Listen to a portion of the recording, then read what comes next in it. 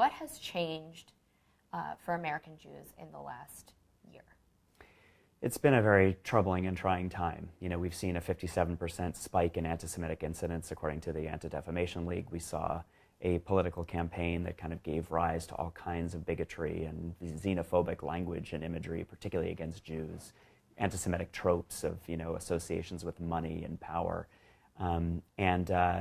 We saw Charlottesville.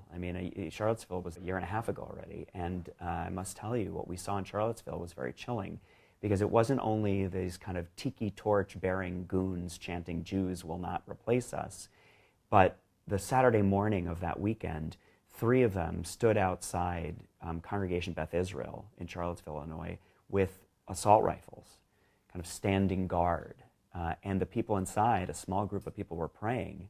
And we were wondering, would one of these goons actually go inside and hurt somebody? Well, a year and a half later, Pittsburgh happened. Last year in Charlottesville to this year, the 1-year anniversary, there was supposed to be a huge rally, riot again. And this time, it was a fraction of the people that showed up. Should that hearten people and make them think that maybe these types of people are going back into the shadows, or are they just as vocal as they have been? I think we should be both heartened and cautious. This kind of virulent thread is there. I think I read yesterday that 22 million Americans in one of the surveys of the last year said that it was permissible to have white supremacist views. That's a lot of people who have these views. And so I think the overwhelming majority of good people of goodwill are rallying and trying to stand up against hate. The vigils were incredible. If you think about the post-Pittsburgh vigils, every community in America, it felt like, had folks rushing into synagogues, Muslims, Christians, black, brown, white.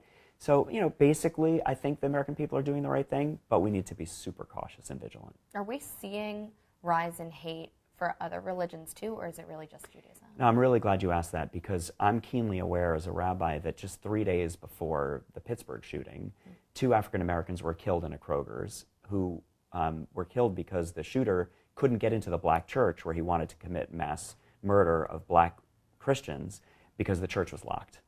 And that's only 3 years after Charleston, South Carolina, where a gunman went into a church and murdered black worshipers in cold blood. One of the things that's been beautiful about the post-Pittsburgh reality is the way that Muslims and Jews have come together. And I actually should say it goes back even before Pittsburgh.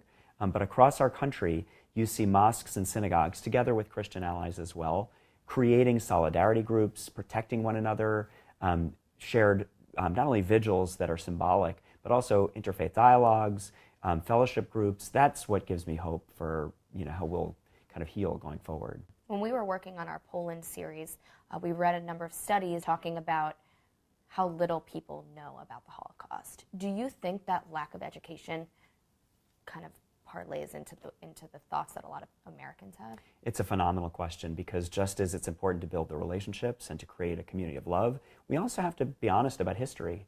And we have to confront history. We have to confront the Holocaust and its reality. We have to confront the history of anti-Semitism in Europe that most Americans don't know about.